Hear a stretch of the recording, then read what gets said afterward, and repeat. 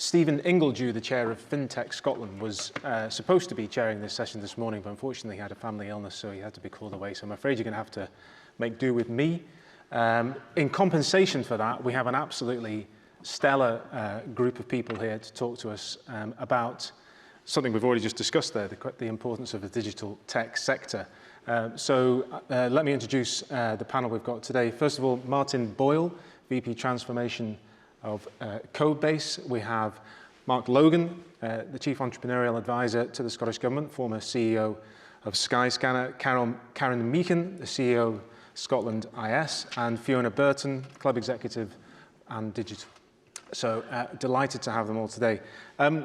This is a huge sector of importance to Scotland, talking 80,000 jobs, very well paid in areas as diverse as cybersecurity, fintech, games, data. So the question we'd like to put to our panelists today really is about how do we take forward what is already, a Scottish success story?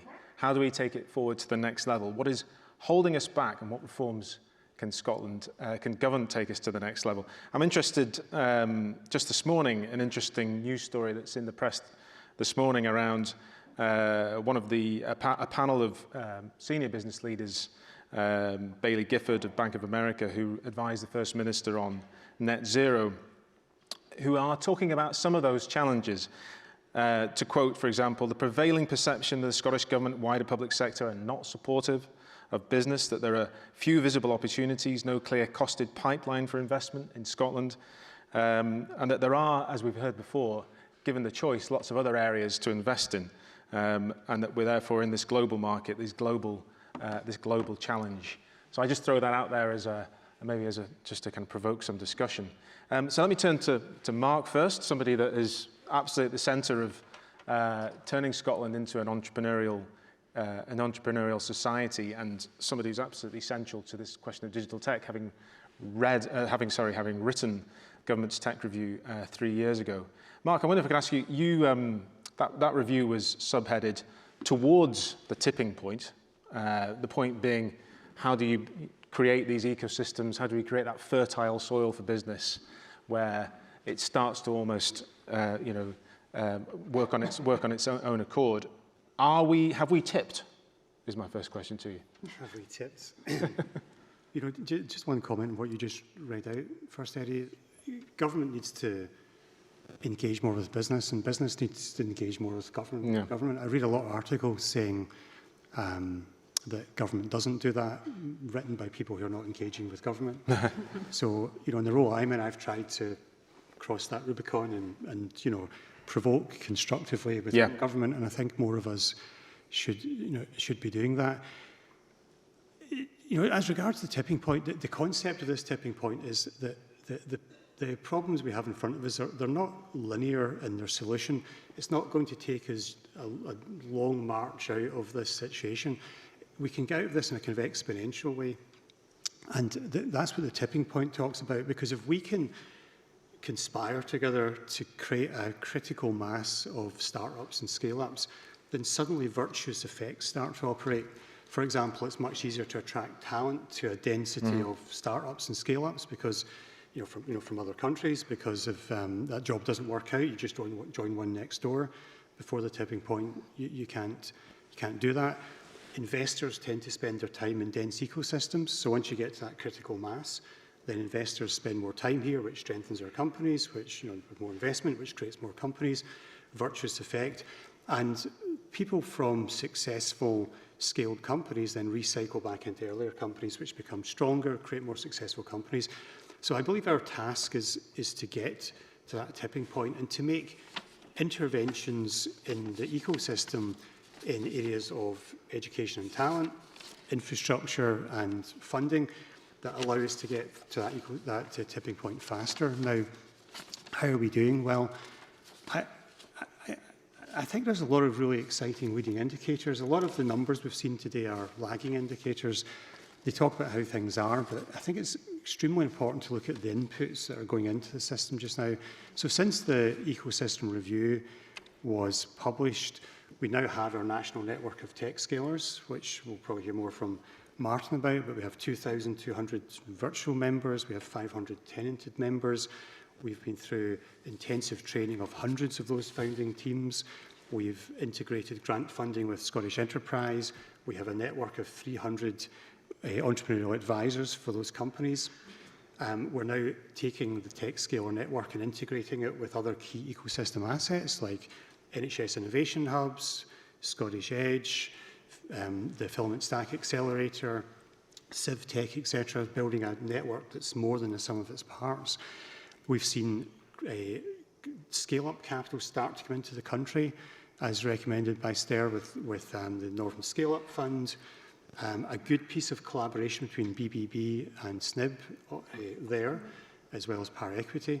Also, we have the Innovation Fund for Scotland coming in, the upcoming Universities Innovation Fund for Scotland. We've seen the Ecosystem Fund arrive to stimulate more conferences and more peer education between founders. So I think there's a lot of things happening now. What I'd ask us to hold on to is that we've talked about how Scotland tends to build thick walls between each group, between government, industry, within government, between agencies, etc. If you want that to stop happening, the first thing you have to do is a shared model of how the ecosystem works. I think Lord Sainsbury referred to that earlier. And if you have a shared model, you can coalesce around it and make interventions that are coordinated and mutually reinforcing.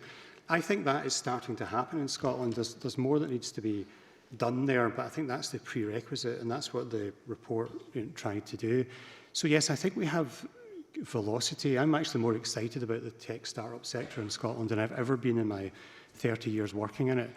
But absolutely there's more to do, and I'm sure we'll go on to that. I mean, just in this phrase, ecosystem could be quite kind of esoteric. I mean, I was reading something you wrote, you spoke about a few years back, where you talk about, what does this actually mean? In practice, what it means, as I think you've explained, is how, when you were at Skyscanner, when you're trying to hire senior staff to come to Edinburgh, it's difficult to persuade people to kind of relocate from, say, the States or wherever, when if they can't kind of leave Skyscanner in Edinburgh to go to 20 other big tech jobs. And, this is what we talk about. This is what we mean by an ecosystem, isn't it? But do you feel as though that is now, people look at Scotland and think, actually, you know what? I can actually build a career there. I can actually move there and build a career. I think that's improving all the time. There's an enormous density of really exciting tech companies. But I think if we really want to solve that problem of how do we create that talent pool for scale-ups, etc., the real goal is we need to normalise entrepreneurship as a career path in Scotland. And we somehow lost our way there.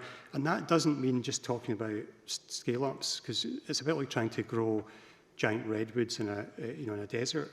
You've also got to stimulate the scale-deep entrepreneurship, the sort of entrepreneurship that helps communities help themselves in some of the disadvantaged areas that Gordon talked about earlier. And they're symbiotic. If you want to have more scale-ups, you've got to have far more entrepreneurs from which scale-up founders will emerge. So the goal needs to be normalised entrepreneurship.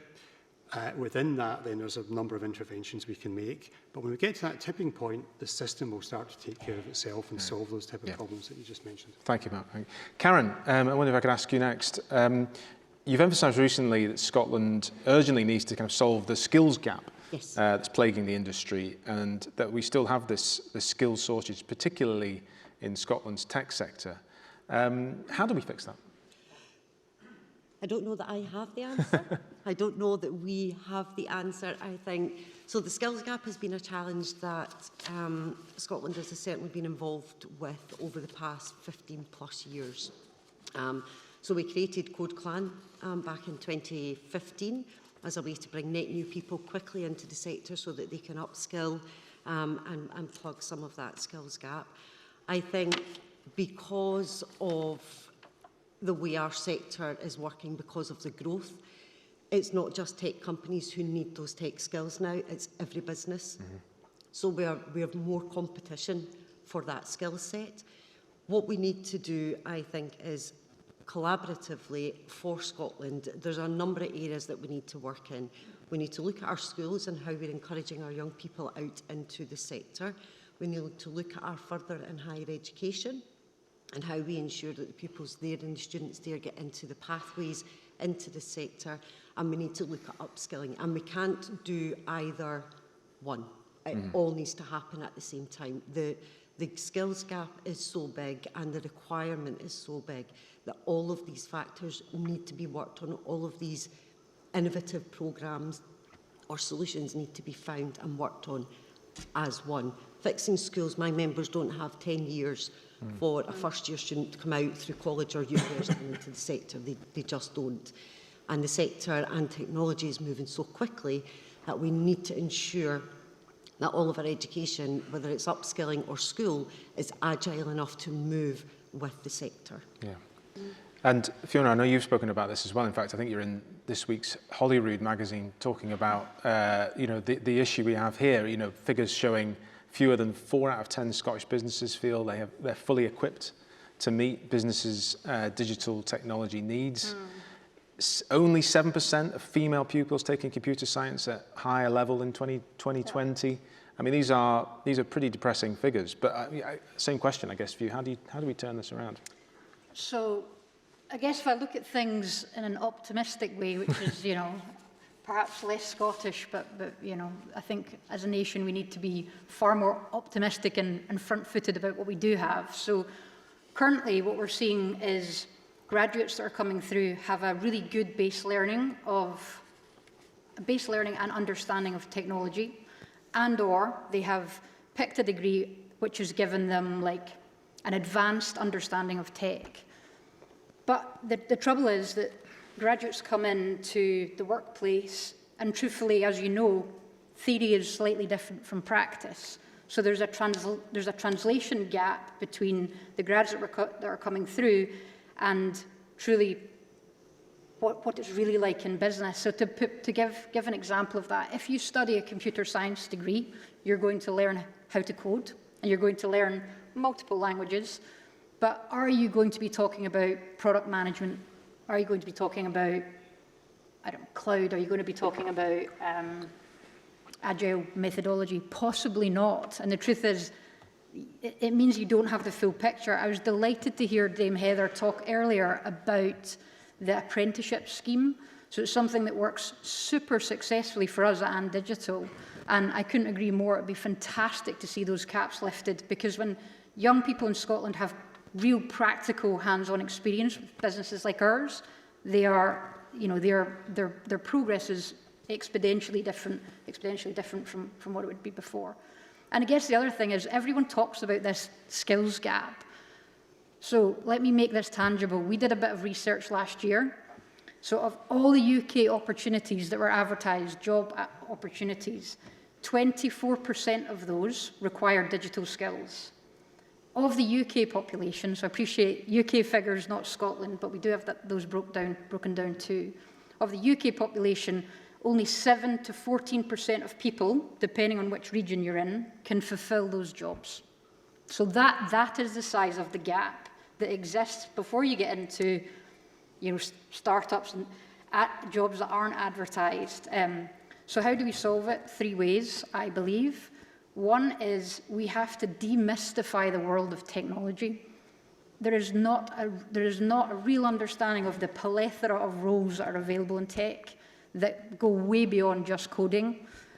So that's one. 2, we need to be, if we truly want to close, we've talked a lot about poverty, we have to make sure that the jobs in tech are accessible.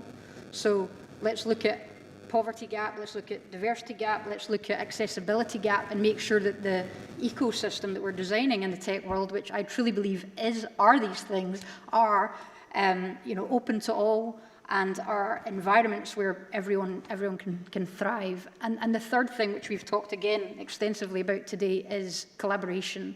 So yes, private sector businesses need to collaborate with government, but they also need to collaborate with themselves.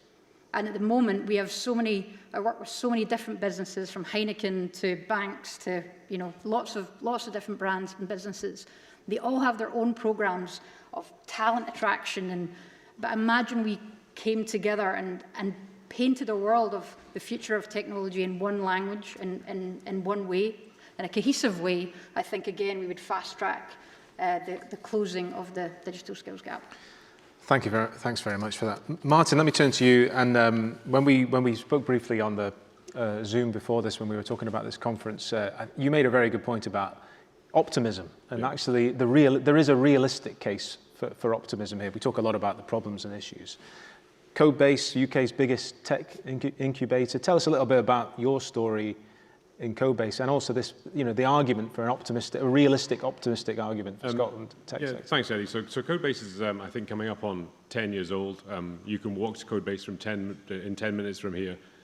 You probably walk past it a lot of the time because it's a kind of nondescript 70s style building. But inside it, there are, I think, 82 companies which are working on products, from people who are working in our hot desking area to our co-working, to people who rent space and are building product companies. Mark talked about TechScaler, which was an output of his Scottish Tech Ecosystem Review report. We're now present across the whole of Scotland, so we have hubs right across Scotland in 7 locations, places that probably didn't have tech presence in the past. I think going back to the education piece that somebody just talked about is that, I think it was Mark actually, that we've just finished our 3rd cohort of education. So we have programs for people who are thinking about becoming entrepreneurs but don't know how to. We've got people who have already started their tech company and are looking for some sense of product market fit. We've got programs for people who have established some sense of that and are moving on to looking for investment. And we work with Reforge, which is a Silicon Valley education program to help people who are at the very, very end stage of their entrepreneurial endeavors. What we're seeing is it's extremely popular with people. We have, Mark talked about the numbers of members that we have for TechScaler and the number of people who are coming to us. So I think that from an optimistic perspective, what you can see is that there's a groundswell of people in Scotland who are looking to find out more, do more, build more, create more. I think the other thing that I was thinking about when we were talking about optimism is that these companies create jobs outside of tech. So I think that the important thing to think about a tech company is that it also has a finance manager and it has an HR manager once it's got some sense of scale. But having some sense of understanding that that's a possibility for you, there are several hundred people at Codebase who have embraced that possibility. And I think thinking about how we can encourage both younger and older people. I didn't get into this sector until I was well into my 40s, so I don't think that it's necessarily something which has to happen when you're going through secondary or tertiary education. It can be something that we can switch to. But yeah, I think that there's a real sense of movement in terms of people's understanding that this is something which is potentially a well-paid job and not something which is entirely risky for them. Yeah. Okay. Let me ask just one question to the panel generally before I'll move to questions from anybody in the audience. And it's I'd like to go back to this point that Gordon Brown made around complexity, in the sense that we have this Scottish government, UK government, 3 investment banks, any number of innovation funds, Scottish Housing Enterprise, all the rest of it. Is there, maybe I could ask this question to you, Mark, is there an argument here for the need to bring some of those together, or do you feel as though it's a question more of all of these existing bodies just collaborating that much better? Or is there a problem here at all? Well, I think I think the splintering that Gordon referred to is a symptom of lacking a common system model of the problem. And in the isolation of that, people splinter into different factions, groups, make isolated interventions that aren't well coordinated. So the splintering tells us that we need to share a common system view of what we're trying to do. What's the output of that system? What are the inputs to it? And can we coordinate our efforts there? And that's what the Ecosystem Review report attempts to achieve, and to some extent has been quite successful there. If you were to then say, how do we improve that further? I think it's actually extremely expensive in time to try to knock all these organisations down into a smaller set. Because technically what happens when you do that is these organisations get into defence mode, and you'll spend the next 10 years arguing about stuff. We all bring our flags to the summit table and so on. So I think it's more pragmatic to say, do you agree this is the model of the system that stimulates entrepreneurship in, say, tech or other sectors? And can we coordinate our interventions? Now, we are seeing that happening. I mentioned earlier BBB and SNIB coordinated with PAR on the Northern Scale-Up Fund, for example. No great drama. Why did they do that? Because in the context of our model, we can see that we're producing quite a lot of startups, but they're not getting the scale-up capital to the same extent, so that's an intervention. And that spirit can help us further. We've been talking about education. There's 3 routes to getting talent into our system. One is the mainstream education system. One is retraining people, and one is bringing people in from other countries. On the mainstream route today, we have a crisis in computing science education at schools. There are 8 times as many teachers over 55 as under 25. That's a demographic time bomb. So, you know, coordination around a shared model would say that the education authorities in this country would understand that that is a crisis because it's going to throttle the supply of talent into our tech ecosystem. That's an argument, let's say, charitably, still to be won. So before we have to, you know, like reorganise and use that as an excuse for inactivity, I think we have to really force people to share the same model and say what their response to that model is in system terms. Okay. Does anybody else have a point? Just a practical point on that, which is it's kind of tangential a little bit, is that we're recipients of 4 of the funding bodies, which are on Gordon Brown's slide. And it takes about the same amount of endeavour to get a small amount of money as it does to get a huge amount of money, and that could do with being simplified greatly. You know, we're fortunate enough to work with the UK government, with the Department of Science, Innovation and Technology, the Ministry of Justice. We were funded through another programme from the UK Shared Prosperity Fund, and we're funded by the Scottish Government for the Tech Scaler programme that we do. I'd say that there's and there are disparate amounts of money from several kind of tens of thousands of pounds up to millions and millions of pounds. And the amount of endeavour it takes to apply for one of those grants to do that good work is hardly different between the 4 of them. And that could do with some sense of refinement. So we're fortunate enough that the company has about 90 employees, so actually you can afford to distribute resource to apply for that funding because there's, you know, there's spare capacity somewhat. But I can only imagine if you're a much, much smaller entity, then the endeavour that would take to apply for that money would be probably, there's a pay-up between that and doing your job, which is quite, I think, quite burdensome. Okay. And that's a challenge for a lot of smaller organisations. They don't have these big bid teams, so it's really expensive for them, and they're not necessarily successful, so that's money lost. But to Mark's point around the whole collaboration piece, it is absolutely key. We've created the Scottish Cluster Ecosystem Alliance for that very reason. So we work with SEED and High Value Manufacturing, Fintech Scotland, Technology Scotland around quantum photonics. And although we all sit in tech in some form or another, there are opportunities and cross-sector opportunities that by bringing all of our membership and all of our companies that we're supporting together allows not only for our members and others to find the landscape a bit easier, but it's also opening up those opportunities to collaborate. So high-value manufacturing will need digital companies. Yeah. So for us and for, you know, SEED to be able to put them together easily for that greater goal that Mark spoke about. Thanks. Yeah, my ask would be, if you take a customer-centric view on this, yep. the customer being the start-up, and invite different bodies to say what experiences they're having, it becomes relatively possible to coordinate. That's why, for example, Scottish Enterprise and TechScaler have coordinated around a single curation process, you know, for startups to enter TechScaler and also to be grant funded. I think more of that spirit is needed. For sure, we should, if we were drawing this from scratch, we'd have a different architecture of organisations. But I've seen time and again that if you invite, you know, a review and then a massive restructuring, that becomes an excuse not to actually become customer-centric in itself. So we need to collaborate around the model in the short term, at least. We have 4 minutes before we get released for a coffee, so I'm going to ask for some brief questions if possible. There's a couple of hands over there towards the back.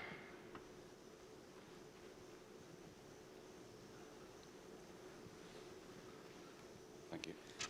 Stuart Argo from Marketing and Communications Agency, the big partnership. Both panels have talked about the need to hasten and simplify the process of securing funding.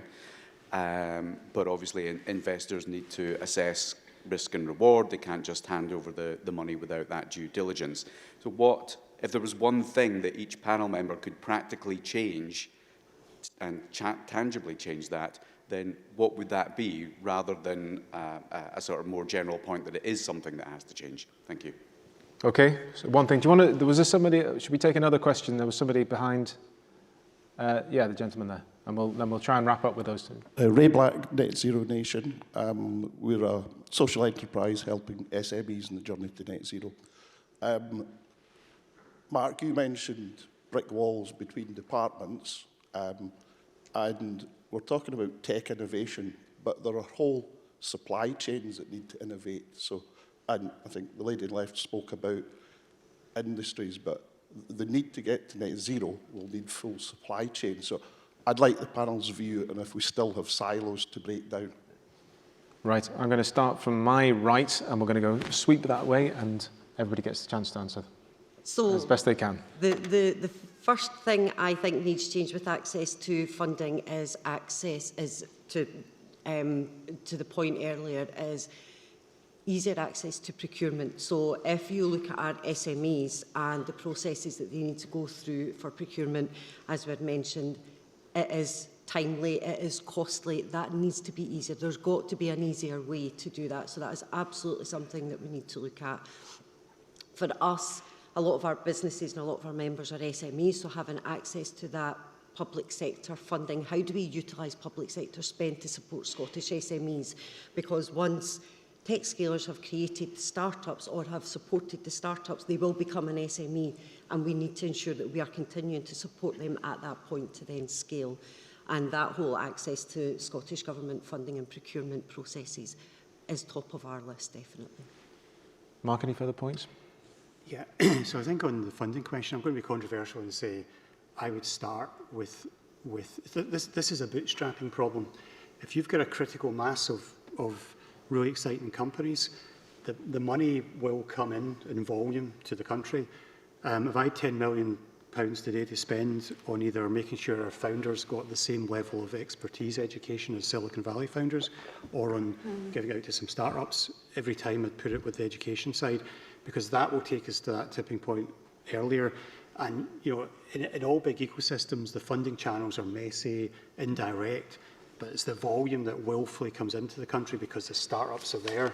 So the more we can build high quality, interesting early startups, the more will become scale ups, the more money comes in. You know, this cycle repeats. On the question of barriers, absolutely, Scotland is full of thick walls between groups. And another way of putting that is it's a choice to be bad. We have chosen as a country to enter a period of mediocrity several decades ago, and we can choose to come out of it. And the difference is the extent to which we organise around the problem and the processes to be solved and optimised, or whether we optimise for feeling cosy in our own functional areas. It's just a choice. We've chosen to be bad. We can choose to be good, but we have to be embarrassed about being bad. We have to stop putting all that intellectual energy into defending the inadequacy and put a bit more of it into searching for excellence. It's just a choice. It's not a physics limitation. It's just a choice. Yeah. And to build on that, and it touches on something Gordon spoke about at the beginning, there is so much happening in Scotland, and we have so many stories to tell, and we do it really badly. So to answer the first question from the big partnership, two things. One, we as a nation need to take global competition way more seriously. And in doing that, and to do that, we need to present our story with way more investment than we currently do. And we need to tell our story, back to this collaboration point, we need to tell the story from Scotland, not from what's happening in space, not from what's happening in tech, not from what's happening in medical science, from what's happening collectively in Scotland. And exactly to Mark's point, you build it and then the money will come. But I truly don't believe that we're on the world stage yet because we're not talking about it. We're not talking about it consistently. Scottish Government, UK Government joined up, funding it appropriately. I used to have a career in marketing and advertising and worked with both governments. So I do have some insight in this. And we can do it a lot better as a nation. Martin, to conclude. Thank you very much. So I don't have a great deal to say on the funding thing, apologies for that, but on the collaboration piece of net zero, I think that there is a huge amount of opportunity for incumbent companies and startups of any flavour to work together. One of the pieces of work that I spent the majority of my time on is it's sort of thinking about the truism that big companies don't know how to buy and small companies don't know how to sell, and to try and get them in the room together, to try and work together more effectively. We run education programs which include startups and incumbent companies that try to think about how to do that better, with pretty reasonable results actually, but we could do with doing a lot more of it.